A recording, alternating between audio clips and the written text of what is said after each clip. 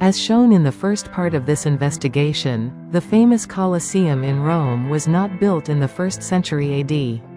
It was constructed in the 19th century by Roman popes to resemble ancient ruins from the outset.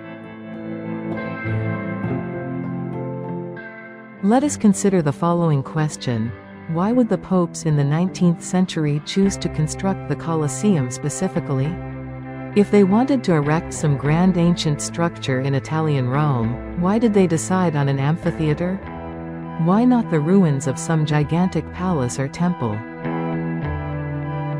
Most likely, the decision to build the Colosseum was not coincidental. The popes probably had certain hidden reasons for allocating their resources to construct an enormous ancient amphitheater in Rome, rather than some other type of structure.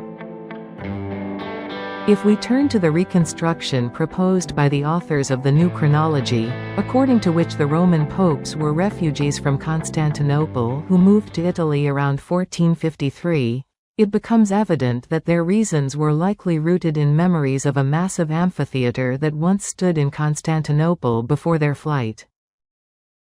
Since Constantinople was built at the end of the 14th century, it follows that the amphitheater, which served as the prototype for the Colosseum, must have been constructed between the late 14th and the first half of the 15th century AD. According to the New Chronology, this corresponds to the true era of antiquity during which the Colosseum was built. Thus, it is possible that the enormous amphitheater known as the Colosseum did indeed exist in ancient Rome, and that some ancient historians truly mentioned it. However, ancient Rome is not the Rome in Italy. The ancient authors used the name Rome to refer to Novgorod the Great, Yaroslavl of the 14th century, as well as to the New Rome, Constantinople, of the late 14th–15th centuries. Since ancient amphitheaters were predominantly built in the south, where they could be used year-round, the true Colosseum is more likely to be found not in Yaroslavl but in New Rome, Constantinople, that is, modern-day Istanbul. This gave rise to the idea that the true Colosseum should be located in Istanbul. However, if one looks at guidebooks to Istanbul, they do not mention any remnants of an enormous ancient amphitheater. Does this mean that it truly does not exist and never existed there? Of course not. Guidebooks are mainly written by historians. And as we have often seen, modern historians are quite inclined to conceal information that is inconvenient for them. Let us begin with the fact that the Colosseum in Istanbul, then Constantinople, is explicitly mentioned in the canon Byzantine law collection of the 14th century, Syntagma Canonum by Matthew Blasteres. Matthew Blasteres, in particular, writes, Justinian's novella provides a much more detailed account on the dissolution of marriages, clearly outlining the reasons for which a husband or wife may issue a divorce or release their cohabiting spouse.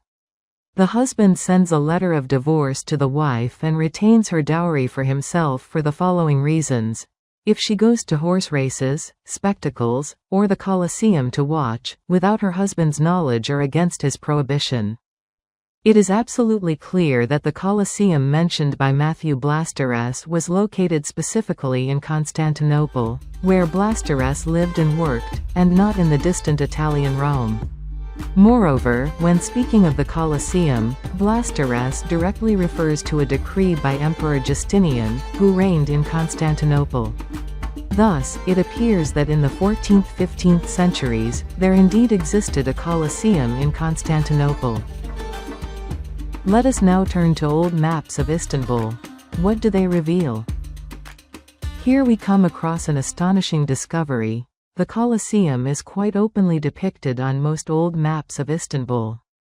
For example, consider an old map of Istanbul from 1572, featured in the book Civitatis Orbis Terrarum by Georg Braun, Cologne, 1575. In the very center of 16th-century Istanbul, there stands a massive amphitheater explicitly labeled as the Colosseum, Coliseo de Spiriti. Despite inaccuracies in coordinate representation, a common feature of most old maps, the exact location of the depicted Istanbul Colosseum is not difficult to determine. Notice that the Colosseum is shown near the serpent column, Colonna Serpentina, and very close to the historic column, Colonna Istoriata. The latter is drawn somewhat farther from the Hagia Sophia than the serpent column. Even closer to the Hagia Sophia is the column on the square, Piazza Colonna, which is depicted as the nearest to the Hagia Sophia among the three columns named on the map.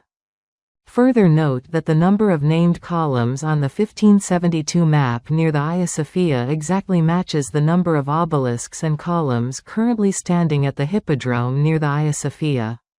There are precisely 3.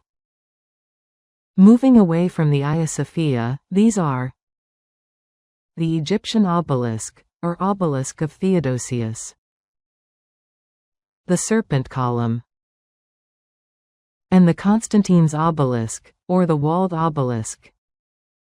This gives us the following correspondence between the named columns on the 1572 map of Istanbul and the obelisks that stand in this location today.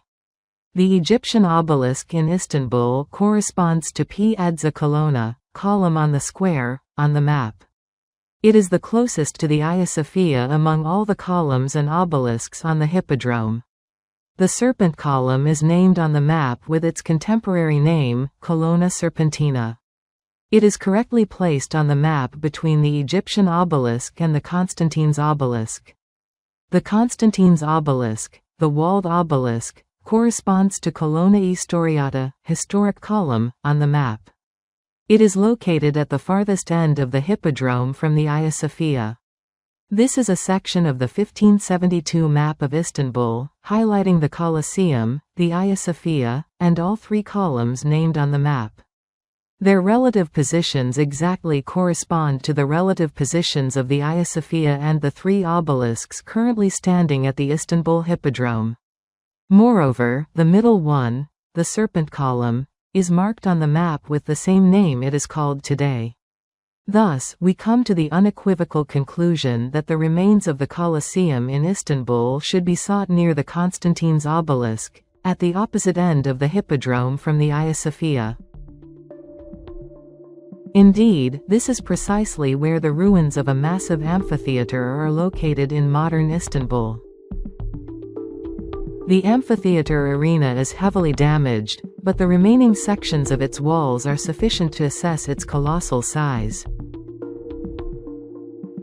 Inside, it is completely filled in, forming an elevated oval platform. A college building and other structures have been built on this site. This is a satellite photograph of the Istanbul Colosseum. The photograph also shows the adjacent section of the Hippodrome with its 3 columns. Although the Istanbul Colosseum is completely built over, its outlines are clearly visible from above. This is because many sections of the Colosseum's walls have been preserved.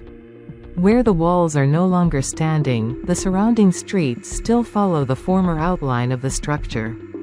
For comparison, here is a satellite photograph of the Colosseum in Italian Rome. The sizes of the 2 amphitheaters are comparable. Specifically, the dimensions of the Istanbul Colosseum are 140 meters along the major axis and 125 meters along the minor axis. The dimensions of the Colosseum in Italian Rome are major axis 188 meters, minor axis 156 meters. We see that the linear dimensions of the Italian Colosseum are approximately 30 to 40% larger than its Istanbul prototype. Moreover, the Italian Colosseum is slightly more elongated, while the authentic Colosseum in Istanbul was more rounded. Repeated attempts by activists to persuade Istanbul authorities to include this historical monument among the city's tourist attractions have been unsuccessful. They encountered stubborn resistance from historians overseeing Istanbul's antiquities. These historians are adamantly opposed to the public learning about the existence of the ruins of a massive ancient amphitheater in Istanbul. Why? The reason has only recently become clear. As some historians likely understand, if information about the Istanbul amphitheater begins to spread, it will eventually become apparent that it is not merely an arena, but a Colosseum. And thus, the world would recognize the existence of a second Colosseum. This would immediately raise the question, which of the two Colosseums is genuine? Clearly, upon impartial investigation, the Italian forgery would struggle to compete with the authentic Istanbul original. This is what historians fear. Too much of the accepted historical narrative is tied to the Italian Colosseum.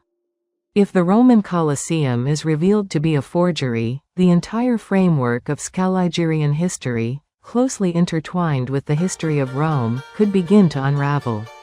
This is why efforts to promote the Istanbul amphitheater face persistent resistance from historians. The Istanbul Colosseum has preserved not only its walls but also some internal chambers. However, access to them is currently restricted. The door leading inside is locked and is almost never opened. Nevertheless, in 2006, participants in the New Chronology project managed to obtain several photographs taken inside the chambers of the Istanbul Colosseum. This was possible because the Istanbul Colosseum is not marked on any modern maps of Istanbul. Historians pretend that it simply doesn't exist. As a result, the key to the door leading to the inner chambers of the Colosseum is entirely in the possession of the principal of the college built atop the Colosseum. However, the principal of the college also prefers not to draw attention to his arena, fearing that if it becomes too famous, his school might be relocated to a less desirable location. Even so, negotiations with the principal were successful, and they managed to obtain the keys and permission to film inside the Colosseum. 3 years later, on November 19, 2009, one of the project participants, Gleb Nasovsky, visited the college while in Istanbul and approached its principal, Mr. Orhan Aykut, requesting access to the inner chambers of the arena. The principal proved to be a very hospitable and pleasant person. He treated the guests from Moscow to delicious Turkish tea and then, accompanied by several staff members, guided them into the Colosseum. However, he stated that calling this structure an arena was a significant mistake. "It's merely an imagined arena," he said. In reality, he insisted, it's just a cistern for storing water. He repeated this assertion several times with emphasis, making it clear that the name of the Colosseum was an important matter for him.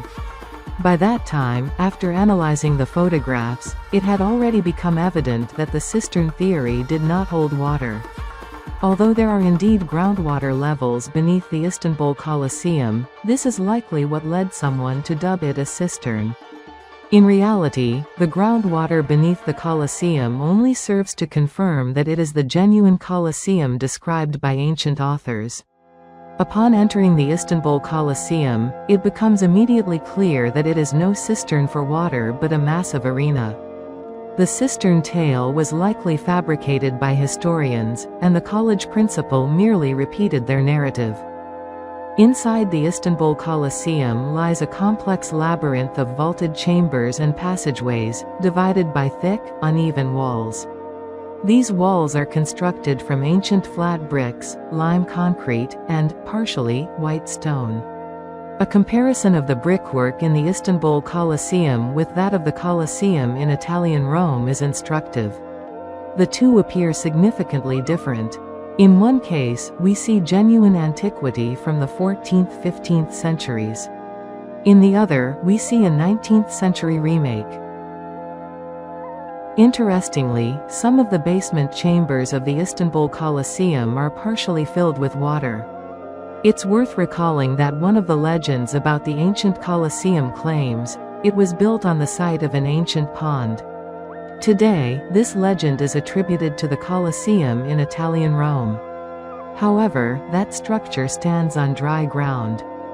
Of course, over the centuries, the groundwater that formed the pond could have receded. But beneath the Istanbul Colosseum, the water has not disappeared. It still stands in its foundations, perfectly matching the legend about the construction of the ancient Colosseum on the site of a pond. The location of the Istanbul Colosseum on or near groundwater is clearly reflected in several old maps of Istanbul. Moreover, some maps explicitly show that springs were located beneath the Colosseum. For example, let us consider a map of Constantinople from the handwritten Geographia by Pietro del Massaio, once owned by the King of Naples and dated to 1456. Here, the Colosseum is depicted as rectangular rather than circular for some reason. However, its location is correctly indicated. It is exactly the same as on the 1572 map. In both cases, the Colosseum is shown near the last of the three columns, counting from Hagia Sophia, with the middle column being the twisted serpent column. On the map from the Geographia of the King of Naples, a stream is clearly shown flowing directly out of the door of the Colosseum. Nearby, two additional springs are depicted merging into one stream that flows through the city and into the Sea of Marmara. Thus, it is highly probable that the site of the Istanbul Colosseum was previously a pond formed by the springs in the area, as mentioned in the legend of the Colosseum. It is worth noting that in the map from the Geographia of the King of Naples, the Colosseum is depicted as intact and undamaged. It is shown covered with a canopy. If we trust the dating of the map to 1456, or at least that it was copied from an older 15th century map, it implies that during the Ottoman conquest of Constantinople in 1453, the Colosseum was still whole. This aligns with the reconstruction suggesting that Constantinople was built by Dmitry Donskoy in the late 14th century, less than a century before the Ottomans arrived. According to the new chronology, the Roman Emperor Constantine the Great, who founded Constantinople, and the Russian Grand Prince Dmitry Donskoy are one and the same person. He founded Constantinople at the end of the 14th century after the Battle of Kulikovo and moved his capital there from Vladimir Suzdal, Russia, or the Roman Kingdom. It follows therefrom that the Istanbul Colosseum was built in the late 14th to early 15th century during the reign of Dmitry Donskoy and his descendants. Thus, during the Ottoman conquest in 1453, it was still quite new and later fell into ruins under Ottoman rule. It is likely that the Ottomans deliberately destroyed it, as they did with many other monuments of antiquity from the 14th–15th centuries. Let us now turn to the drawing of Constantinople from the famous Nuremberg Chronicle by Hartmann Schedel. The Nuremberg Chronicle is dated to the late 15th century, allegedly 1493, Germany. Due to the small size of the drawing, very few buildings within Constantinople's city walls are depicted. Presumably, only the most important and famous structures are shown. Among them is the Colosseum, located in the same place as on the earlier maps, near the third column obelisk, counting from Hagia Sophia. This time, the Colosseum is drawn as a massive circular amphitheater cracked on one side and overgrown with trees inside. Again, it is situated near the source of a stream that flows into the Sea of Marmara. Here is another old depiction of the Istanbul Colosseum. The Hippodrome of Constantinople is shown, at the edge of which the partially ruined Colosseum is located. On the exterior side of the Colosseum, a pond is depicted, enclosed by a low semicircular wall dam. Judging by the drawing, the dam was directly adjacent to the Colosseum wall and could have been filled with water from the underground springs beneath the Colosseum. The resulting reservoir could have been used for naval shows. It is important to emphasize that the reservoir is shown outside the Colosseum, not inside it. Historians, however, seem to have misunderstood and imagined that naval shows were held inside the Colosseum, with the arena allegedly flooded with water, a claim that is unlikely to be true. The caption under this drawing is very interesting. It states that the circus or hippodrome, Circi Civi Ippodromi, in Constantinople has existed since the time of Emperor Flavius Constantine Augustus. That is, apparently, since the founding of the city by Constantine the Great, whose full name was Gaius, or according to some sources Marcus, Flavius Valerius Constantine. This suggests that the Istanbul Colosseum was built by the Flavian emperors, Constantine the Great and his sons. And that explains why the Colosseum is sometimes referred to as the Flavian Amphitheatre. By the way, this very name, Amphitheatrum Flavium, is inscribed on a marble plaque hanging above the entrance to the Italian Colosseum. So, let's draw a conclusion. According to old maps and drawings, the Istanbul Colosseum stood on or near underground water sources. According to some sources, an artificial pond was adjacent to its outer wall, where naval battles might have been held. Groundwater still stands in the basements of the Istanbul Colosseum today. Therefore, the legend that the ancient Colosseum was built on the site of an ancient pond likely refers to the Istanbul Colosseum. Historians, however, mistakenly associate it with the Italian Colosseum, which was most likely built on dry land.